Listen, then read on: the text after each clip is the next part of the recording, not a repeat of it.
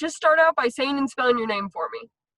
It's Tyler, Tyler, Maple, Maple. Perfect. And just tell me what you're running for and why you're doing it. Well, primarily I'm running for the people I believe whose voices aren't being heard. Mostly our essential workers, mostly the families, the single moms, people who feel like their politicians should represent them, and it feels like even during a pandemic, they're not doing that. And tell me a little bit about yourself. For those who maybe don't know you, what would you like people to know about you? Well, I am currently a college student at Ohio University, Zanesville. I live in Coshocton, Ohio. I'm a native of Coshocton. And I think that I would like to be a young voice for those people who feel like they're not being properly heard, especially people my age. Obviously, this district has been through a lot over the past month with the news coming out about Larry Householder and the crimes that he is accused of. What was your initial reaction when you started to hear these stories and what he is accused of doing? Quite frankly, I'm not surprised. I know he's had some problems before. So, I mean, it really didn't come as too much of a shock to me or most people in the community, really. Do you believe that he should step down? Obviously, he's not the Speaker of the House anymore, but many of his colleagues in the House have called for him to step down from his seat altogether. What's your opinion? Absolutely. I think he should step down.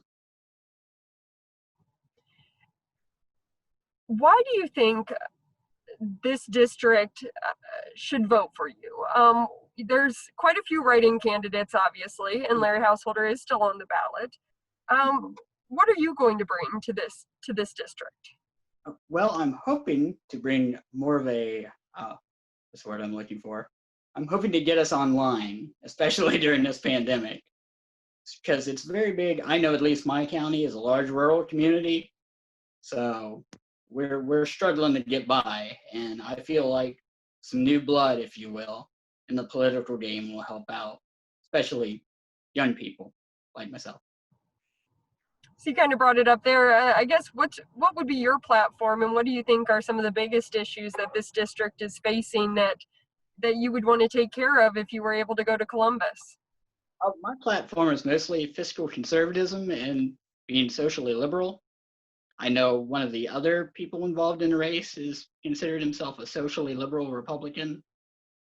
Primarily, my concern is helping out the people who need it the most, and doing that in a very fiscally safe fashion. Obviously, we're past the party primaries and whatnot, but what would you consider yourself as far as your party affiliations and what people should know that they're voting for?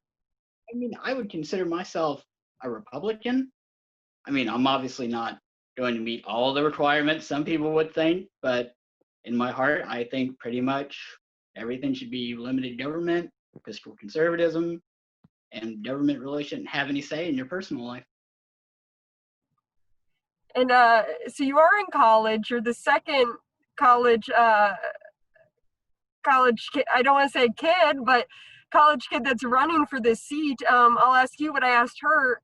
Do you think that your youth is something that would be a detriment to you, or do you think being young has its benefits? I feel like it has its benefits, especially when there are a majority of young voters who, quite frankly, don't even get out and vote, let alone write in people's names. I mean, they feel like their voices aren't being heard by either party. What's the next couple months look like for you? Obviously, you don't have as much time as other candidates would normally have in a race like this. And on top of all that, we are obviously in a pandemic. There are other things going on as well that make it difficult.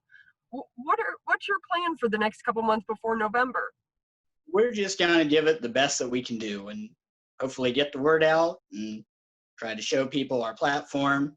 I know that we have a virtual town hall next Friday. It's called Coffee and Question Time. There is a link to it on my Facebook page. So we're looking forward to hearing people's questions and hopefully giving them the answers they want to hear.